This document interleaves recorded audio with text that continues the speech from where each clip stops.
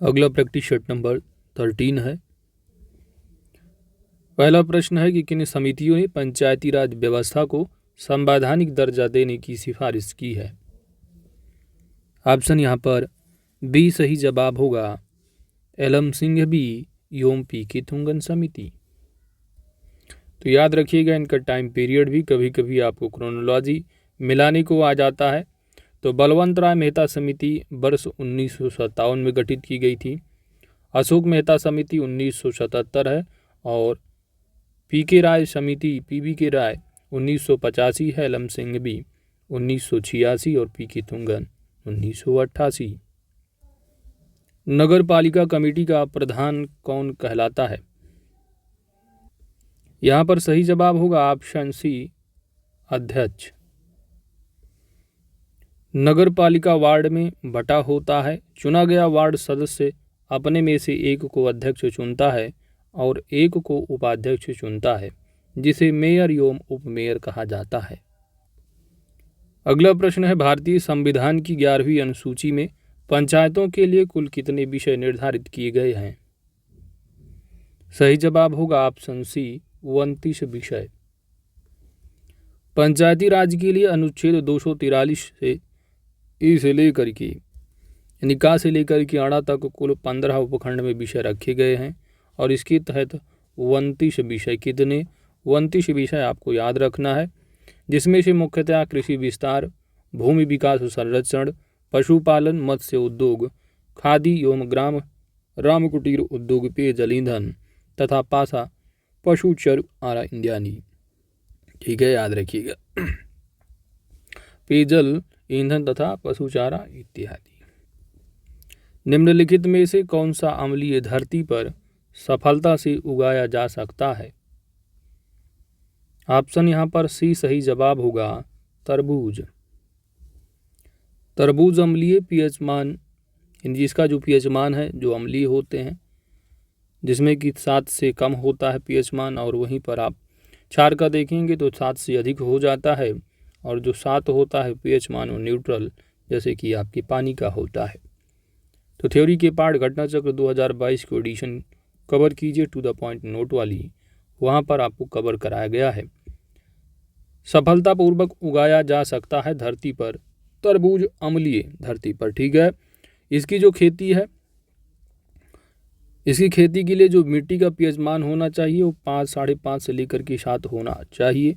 बलुई मिट्टी इसके लिए सबसे उपयुक्त होती है। अम्लीय मिट्टी में सबसे अधिक मात्रा में फलों एवं सब्जियों को उगाया जा सकता है। अंतर्राष्ट्रीय चावल अनुसंधान केंद्र कहाँ अवस्थित है। ऑप्शन यहाँ पर बी सही जवाब होगा, मनीला, फिलीपींस में। अंतर्राष्ट्रीय चावल अनुसंधान फिलीपींस की राजधानी मनीला में स्थित है।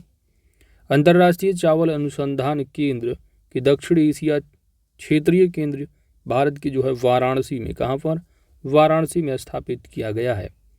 राष्ट्रीय चावल अनुसंधान संस्थान का मुख्यालय उड़ीसा के कटक में स्थित है। किस पंचवर्षीय योजना के दौरान देश के 3 लौह इस्पात संयंत्र स्थापित किए गए थे। द्वितीय पंचवर्षीय योजना, ऑप्शन बी। द्वितीय पंचवर्षीय योजना के दौरान देश में 3 लौह इस्पात संयंत्र स्थापित किए गए थे। पहला है राउरकेला उड़ीसा का, दूसरा भिलाई छत्तीसगढ़ और तीसरा है दुर्गापुर पश्चिम बंगाल में। पश्चिम बंगाल वाला ब्रिटेन की सहायता से रहा, भिलाई का सोवियत संघ और राउरकेला जर्मनी की सहयोग से। भारत सहायता क्लब की स्थापना किस पंचवर्षीय योजना अवधि के दौरान की गई थी।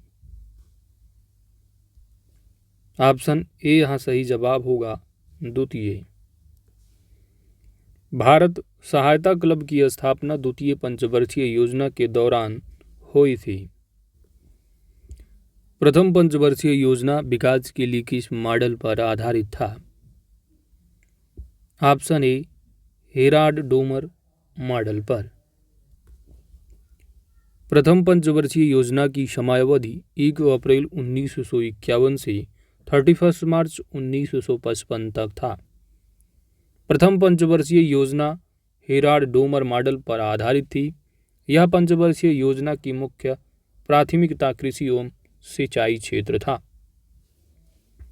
नोट क्या है कि इसी पंचवर्षीय योजना के दौरान 2 अक्टूबर 1952 ईस्वी को सामुदायिक विकास कार्यक्रम की शुरुआत की गई थी और वर्ष 1953 ईस्वी में राष्ट्रीय प्रसार सेवा प्रारंभ किया गया।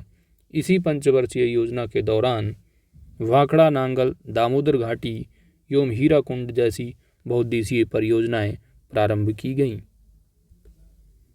फ्लानिंग एंड द पुअर के लेखक कौन हैं? ऑप्शन यहाँ पर बी सही जवाब होगा, B.S. Minhas. Planning and the poor के लेखक B.S. मिन्हास हैं।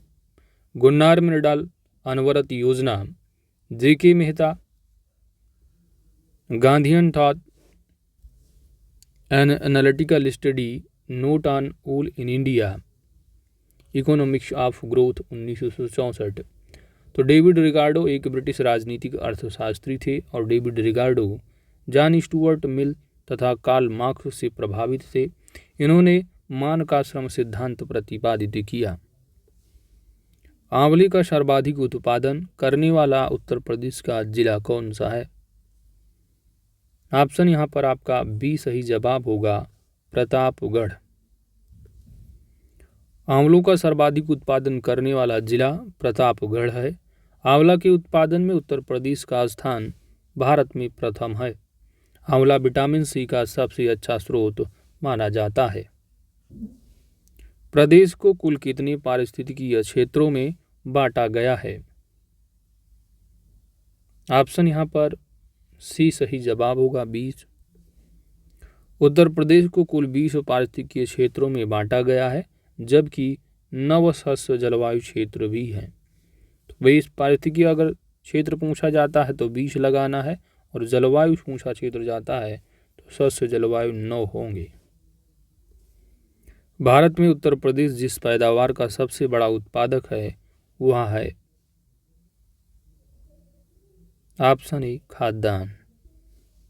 उत्तर प्रदेश खाद्यान्न के उत्पादन में अग्रणी राज्य है और गेहूं में भी, आलू में भी, गन्ना में भी, आंवला में भी, मसूर में भी।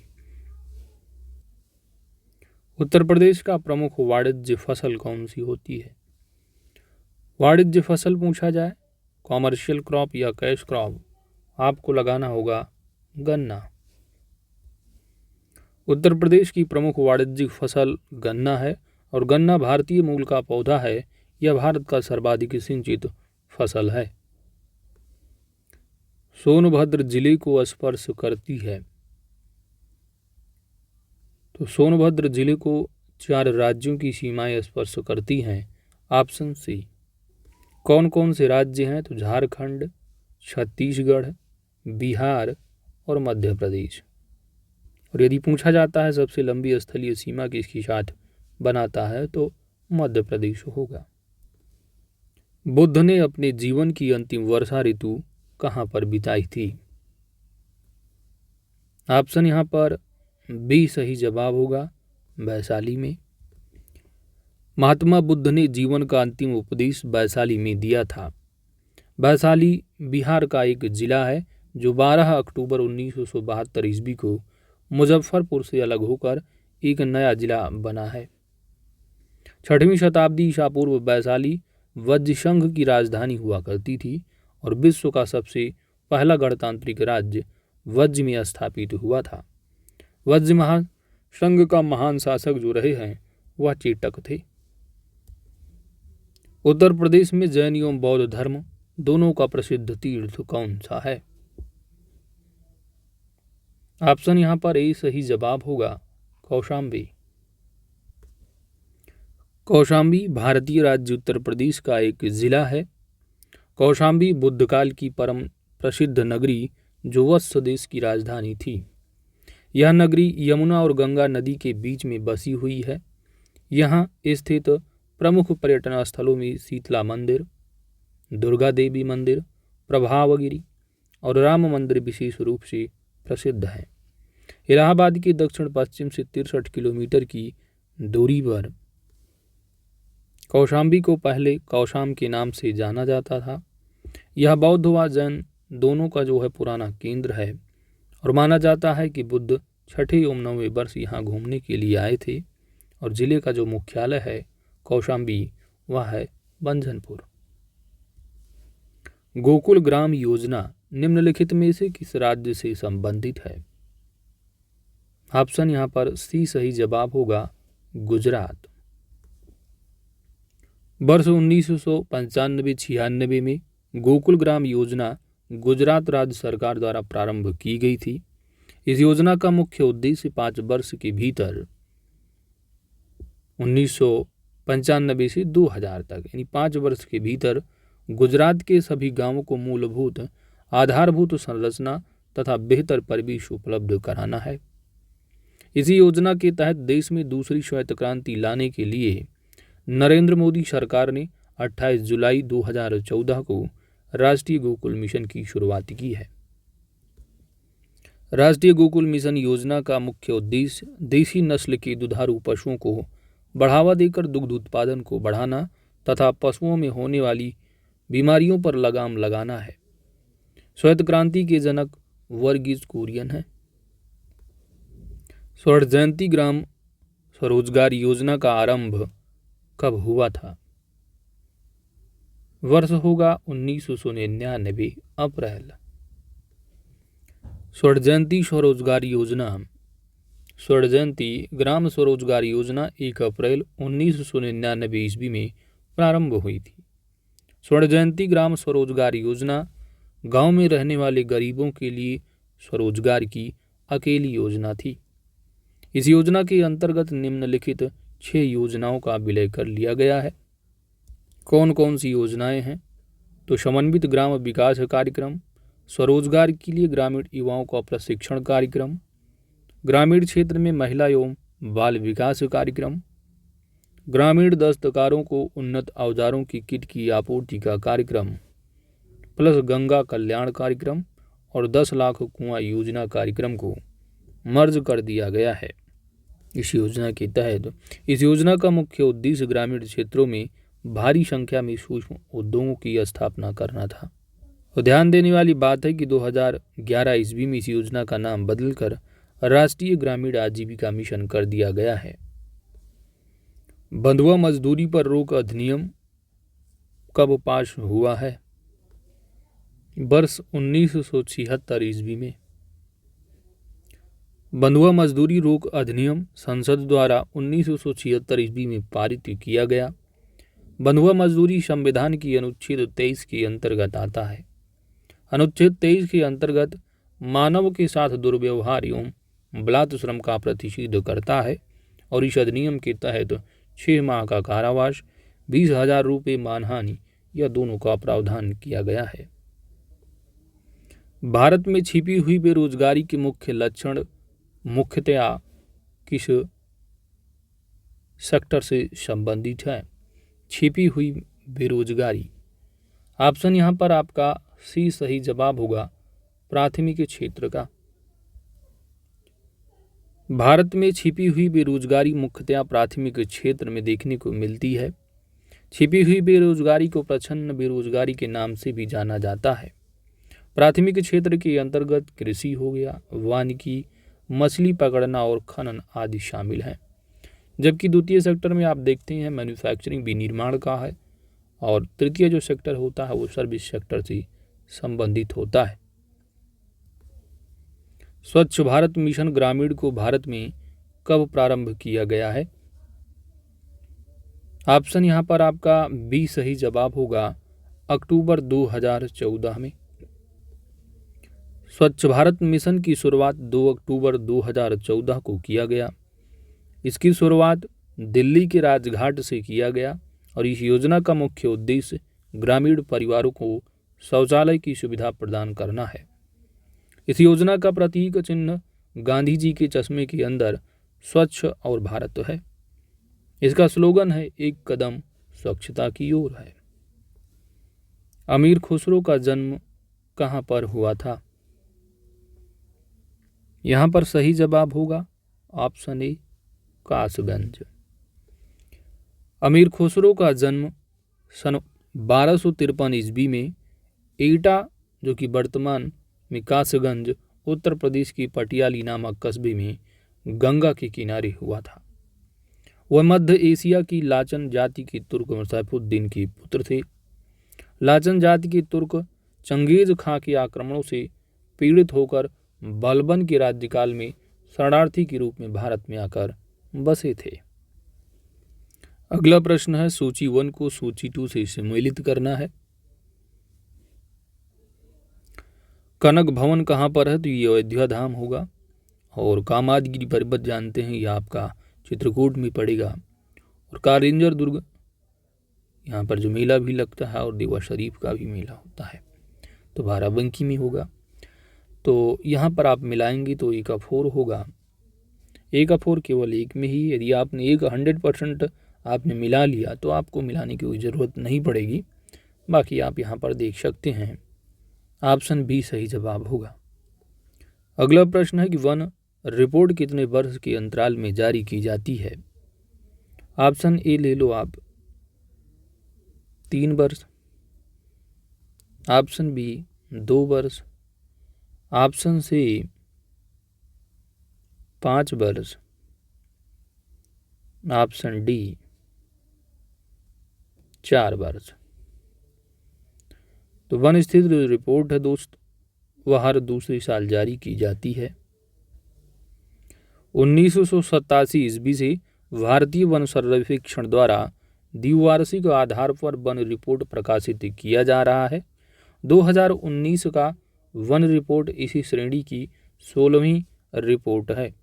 भारतीय वन सर्वेक्षण संस्थान देहरादून में स्थित है और वन संरक्षण अधिनियम 1980 ईस्वी में पारित किया गया है।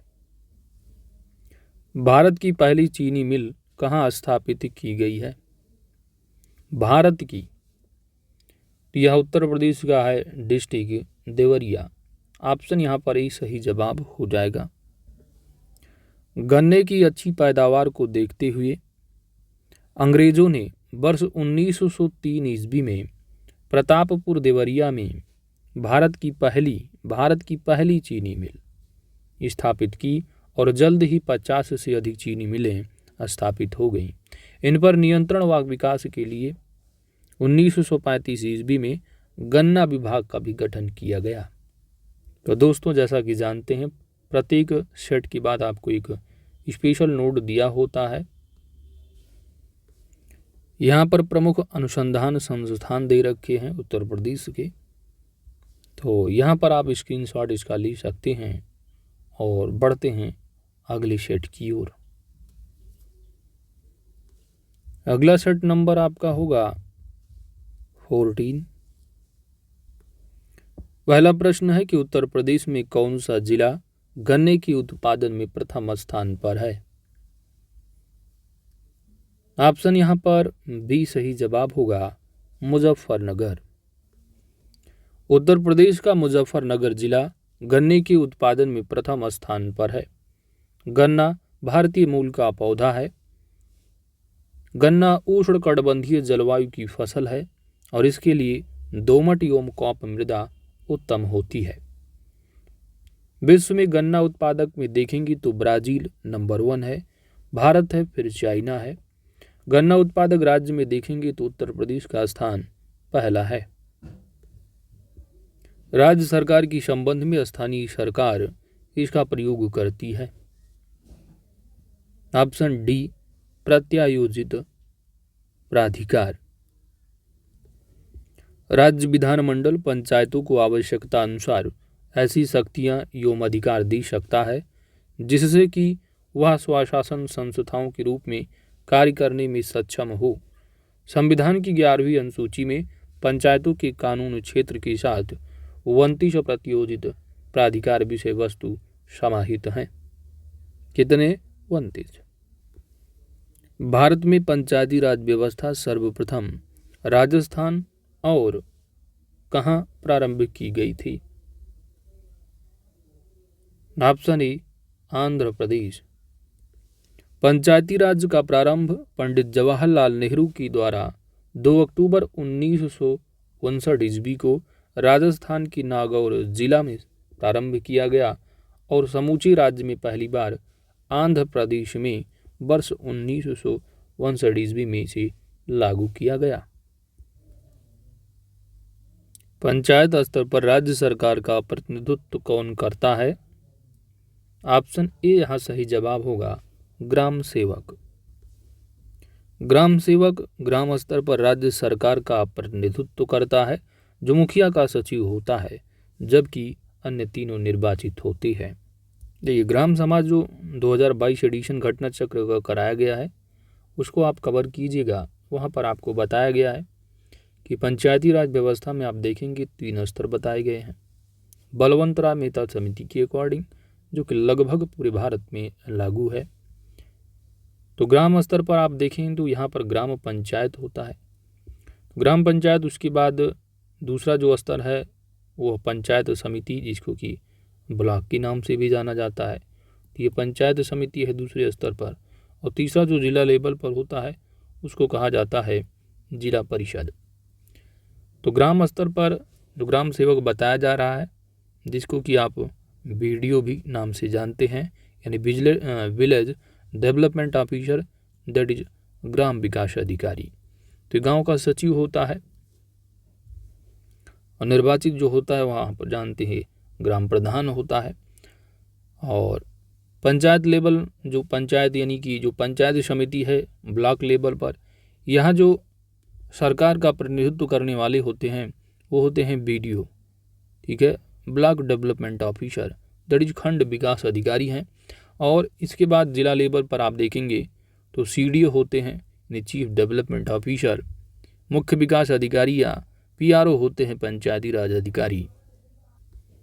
तो वो आप देखिए, थ्योरी के पार्ट को अच्छे से कवर कीजिए, कोई एक बुक पकड़ लीजिए और अच्छे से कवर कर लीजिए, और प्रैक्टिस के लिए आप तमाम प्रैक्टिस सेट हैं उनको आप करते रहिए।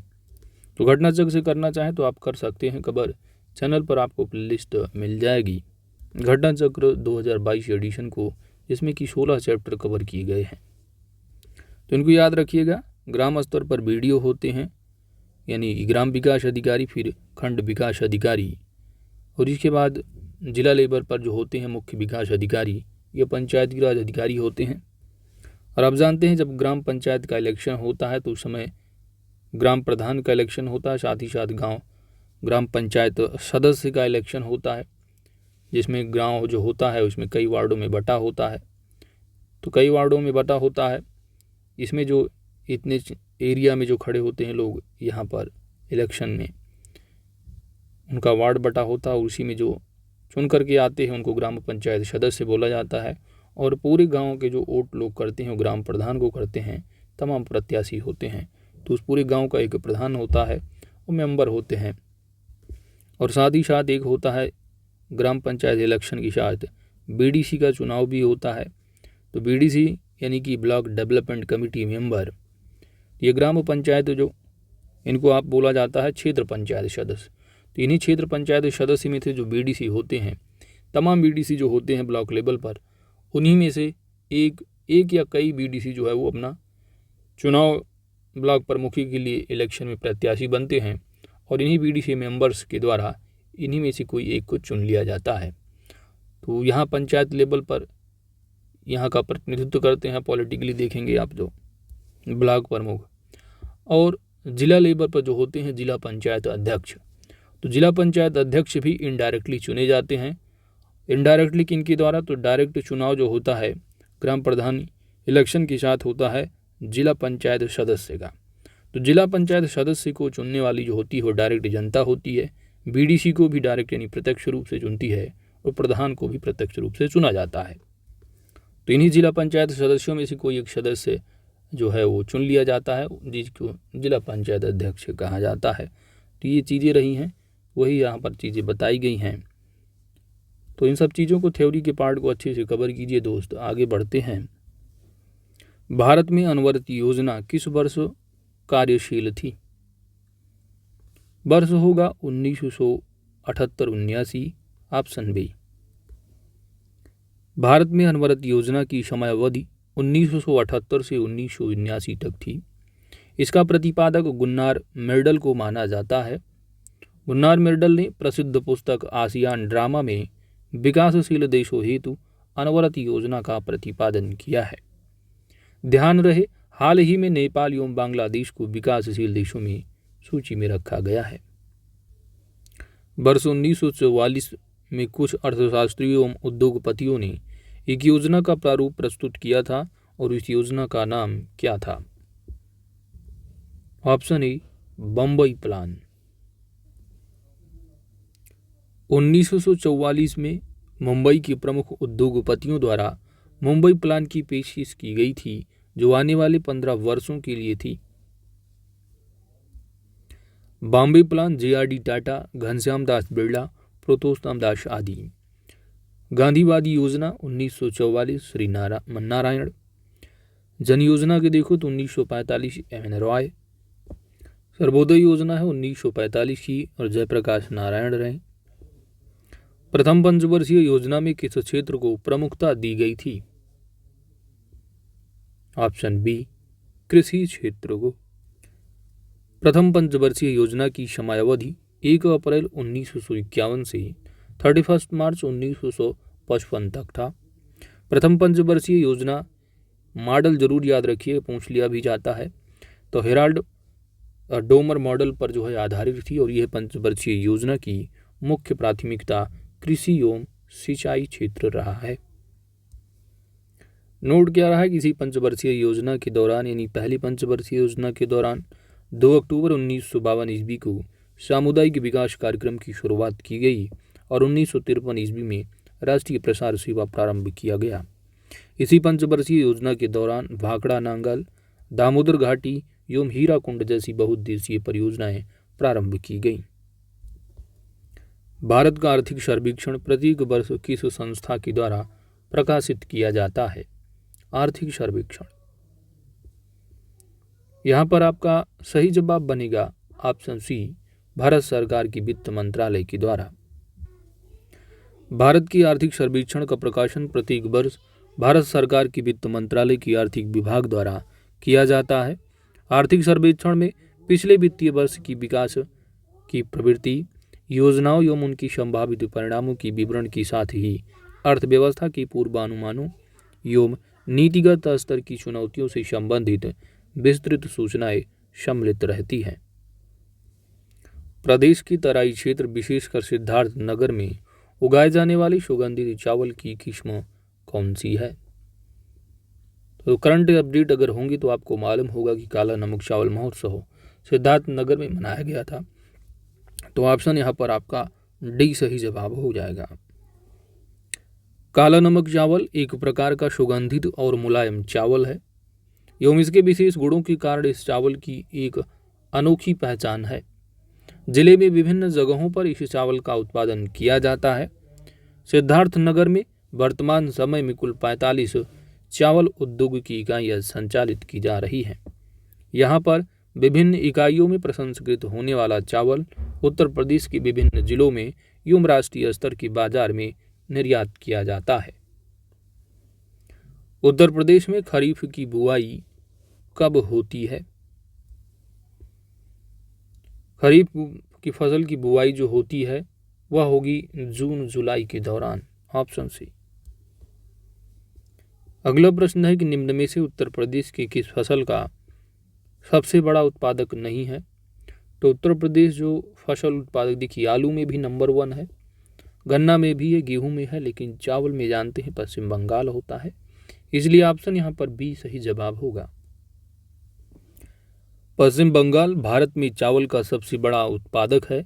इसके बाद उत्तर प्रदेश, आंध्र प्रदेश और पंजाब राज्य आते हैं, जबकि गेहूं एवं चावल के प्रति हेक्टेयर उत्पादन में पंजाब का प्रथम स्थान है। अगला प्रश्न है कि सैयद सालार मेला कहाँ पर लगता है? ऑप्शन ए, बहराइच में। हजरत गाजी सैयद सालार मसूद एक महान संत थे जो हिंदुओं एवं मुसलमानों में समान रूप से पूजनीय थे। इनकी दरगाह उत्तर प्रदेश के बहराइच जिले में स्थित है, जहां प्रतिवर्ष मेला लगता है, जिसको सैयद सालार मेला के नाम से जाना जाता है। सूची 1 व सूची 2 को सम्मिलित करना है। मेला त्यौहार दिया गया है और यह स्थल बताया पूछा जा रहा है कि इनका स्थल कहाँ पर है, कहाँ लगते हैं। तो पशु मेला जो कि आगरा बटुकेश्वर का है, तो यहाँ पर आप जाओगे बटुकेश्वर पर। इसके बाद ध्रुपद मेला देखोगे तो ये जाएगा आपका वाराणसी में। और गोविंद साहब मेला जो कि अम्बेडकर नगर चले जाओगे, और माघ मेला हो जाएगा प्रयागराज। तो इस तरह ए का आप 3 को करेंगे, ए का 3 हो जाएगा और बी का यानी 4 होगा। तो इस तरह ऑप्शन यहाँ पर आपका ए सही जवाब हो जाएगा। अंतर्राष्ट्रीय वन दिवस कब मनाया जाता है? ऑप्शन बी 21 मार्च को। अंतर्राष्ट्रीय वन दिवस 21 मार्च को, विश्व वन्यजीव दिवस 3 मार्च को, विश्व उपभोक्ता दिवस 15 मार्च को और अंतर्राष्ट्रीय महिला दिवस 8 मार्च को मनाया जाता है। अगला प्रश्न है, पहल योजना के संदर्भ में सही उत्तर का आपको चुनाव करना है। कौन सी योजना है? पहल योजना। पहल योजना के संदर्भ में आपको बताना है। पहला कथन दिया है कि यह डीबीटी के माध्यम से एलपीजी अनुदान को हस्तांतरण करती है। यह बात बिल्कुल सही है। यह उपभोक्ताओं के बैंक खातों में एलपीजी अनुदान का जो है वो सीधा हस्तांतरण करती है। यह भी सही है और यह जमा का प्रथम प्रकार है। तो इस तरह यहाँ पर ऑप्शन आपका जो बनेगा करेक्ट आंसर वह डी हो जाएगा, ऑप्शन डी। उपरोक्त तो सभी सत्य हैं। भारत सरकार द्वारा पहल योजना की शुरुआत 1 जून 2013 ईस्वी को देश के 291 जिलों में हुई थी। इस योजना के अंतर्गत रसोई गैस पर मिलने वाली सब्सिडी के पैसे डायरेक्ट लोगों के खाते में पहुंच जाते हैं। शुरुआत में इस योजना का नाम बदलकर डीबीटीएल था और पहल योजना को दुनिया के सबसे बड़े नकद हस्तांतरण कार्यक्रम के रूप में गिनीज वर्ल्ड रिकॉर्ड में शामिल किया गया था। पहल कार्यक्रम मोदी सरकार ने 15 नवंबर 2014 को प्रारंभ किया। उत्तर प्रदेश का सबसे प्राचीनतम जीवंत नगर कौन सा है? Option B Varanasi. उत्तर प्रदेश का प्राचीनतम जीवंत नगर वाराणसी है। वाराणसी को मंदिरों का शहर, भारत की धार्मिक राजधानी, भगवान शिव की नगरी, द्वीपों का शहर, ज्ञान नगरी आदि नाम से जानते हैं। हिंदुस्तानी शास्त्रीय संगीत का बनारस घराना वाराणसी में ही पुष्पित एवं पल्लवित हुआ। गोस्वामी तुलसीदास ने रामचरितमानस की रचना यहीं पर की थी और गौतम बुद्ध ने प्रथम उपदेश सारनाथ वाराणसी में ही दिया था। महर्षि वाल्मीकि का आश्रम कहाँ पर था? ऑप्शन बी बिठूर कानपुर में। महर्षि वाल्मीकि की तपोभूमि बिठूर कानपुर को माना जाता है। प्राचीन काल में बिठूर को ब्रह्मावर्त के नाम से भी जाना जाता था। वाल्मीकि ने रामायण की रचना की यहीं पर जो है वो की थी।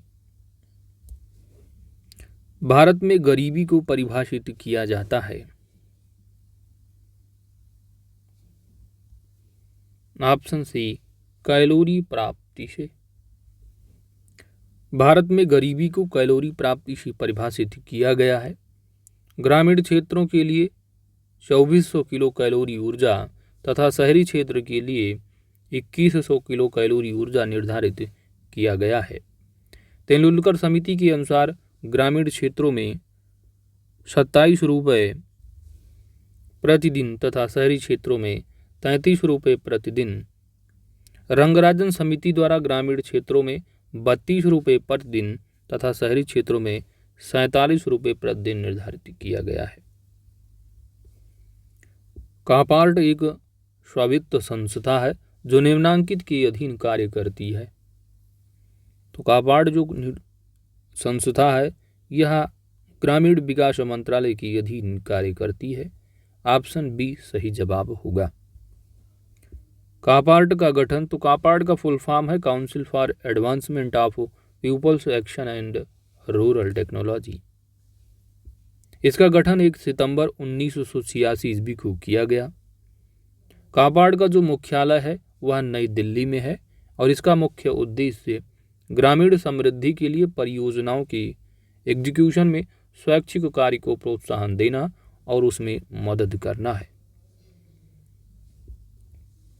काबार्ड ग्रामीण विकास मंत्रालय की अधीन एक स्वामित्व पोषित संस्थान है। किसके अधीन? ग्रामीण विकास मंत्रालय। जनपद प्राथमिक शिक्षा कार्यक्रम का आरंभ कब हुआ है? वर्ष होगा 1994। जनपद प्राथमिक शिक्षा कार्यक्रम की शुरुआत वर्ष 1994 ईस्वी में किया गया। यह योजना 1986 की नई शिक्षा नीति के तहत थी। इस योजना का उद्देश्य प्राथमिक शिक्षा को सर्वसुलभ बनाने, स्कूल छोड़ने के डर को कम करने, सामाजिक लिंग भेद की दर को कम करने तथा बच्चों की व्यावहारिक समझ को बढ़ावा देना था। जिला प्राथमिक शिक्षा कार्यक्रम केंद्र सरकार द्वारा प्रायोजित कार्यक्रम है। इस योजना में 85% धन केंद्र सरकार का और 15% धन संबंधित राज्य सरकार द्वारा वहन किया जाता है। फर्रुखाबाद किस लिए जाना जाता है? तो सही जवाब होगा ऑप्शन डी, हाथ की छपाई के लिए। फर्रुखाबाद हाथ की छपाई के लिए है, भदोही कालीन के लिए, कांच फिरोजाबाद और कन्नौज के जो प्रसिद्ध है वह इत्र है। सूची 1 को सूची 2 से सुमेलित करना है। पारंपरिक कला शिल्प दिए गए हैं और उनसे संबंधित स्थान है, मिलान करना है। मिट्टी के बर्तन का खुर्जा होगा, काष्ठ नक्काशी के लिए सहारनपुर है, काष्ठ पादुका खड़ाऊ यह पीलीभीत होगा और जरी का जो है वह बरेली होगा। तो ए का 2 होगा और बी का 4 होगा। ए का 2, बी का 4, सी का 3 होगा और डी का 1 होगा। तो 241 ऑप्शन डी सही जवाब होगा। नॉलेज पार्क की स्थापना कहाँ पर की जा रही है? Knowledge park option be greater Noida में। ग्रेटर नोएडा में लगभग 570 हेक्टेयर क्षेत्र में एक नॉलेज पार्क की स्थापना की जा रही है, जो भारत का सबसे बड़ा ज्ञान आधारित परिसर होगा। इसमें स्थापित होने वाले संस्थानों में 5 इंजीनियरिंग, 3 मैनेजमेंट, 1 मरीन और 1 वास्तुविद तथा 1 अन्य विषय का संस्थान प्रमुख है। अगला जो प्रश्न पूछा जा रहा है कि देश की तीसरी रेल कोच फैक्ट्री कहाँ पर स्थापित की गई है? देश की तीसरी रेल कोच फैक्ट्री, तीसरी। 4 ऑप्शन दिए गए हैं, आपको बताना है। देश की तीसरी रेल कोच फैक्ट्री जो स्थापित है वह होगी ऑप्शन बी रायबरेली। देश की तीसरी रेल कोच फैक्ट्री की स्थापना रायबरेली जनपद की लालगंज में की गई है। इसकी घोषणा रेल बजट 2006-07 में की गई थी और इस फैक्ट्री में प्रथम कोच का निर्माण 8 अप्रैल 2011 को पूरा हुआ।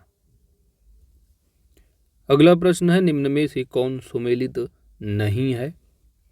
तो डीजल लोकोमोटिव वर्क्स आपका वाराणसी में है, बिल्कुल सही है। इंडियन टेलीफोन इंडस्ट्रीज रायबरेली, यह भी सही है। भारत इलेक्ट्रॉनिक्स लिमिटेड नोएडा बताया जा रहा है, यह गलत है। तो यह सुमेलित नहीं होगा क्योंकि यह जो है वह बेंगलुरु कर्नाटक में होगा। तेल शोधक संयंत्र जानते हैं, उत्तर प्रदेश में एक ही रिफाइनरी है ऑयल और वो है मथुरा में। तो इस तरह यहाँ पर ए बी डी सही है लेकिन सी सही नहीं है, तो ऑप्शन सी सही जवाब हो जाएगा। तो दोस्तों इसी 25 प्रश्नों के साथ सेट नंबर 14 कंप्लीट हो जाता है और कुछ स्पेशल नोट दिए गए होते हैं प्रत्येक सेट के बाद। आइए यहाँ पर देख लेते हैं। तो यहाँ पर जो नोट दिया गया है बेसिकली यहाँ उत्तर प्रदेश जनगणना से संबंधित तथ्य दिए गए हैं और यहाँ पर आप कई बार पढ़ चुके होंगे यूपी स्पेशल, यूपी सेंसस को, तो आप इसका स्क्रीनशॉट ले सकते हैं। थोड़ा शॉर्ट नोट है, बाकी इसका कई वीडियो आपको मिला होगा चैनल पर।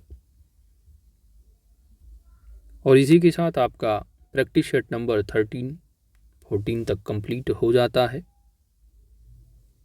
कितना? 14 तक कंप्लीट हो।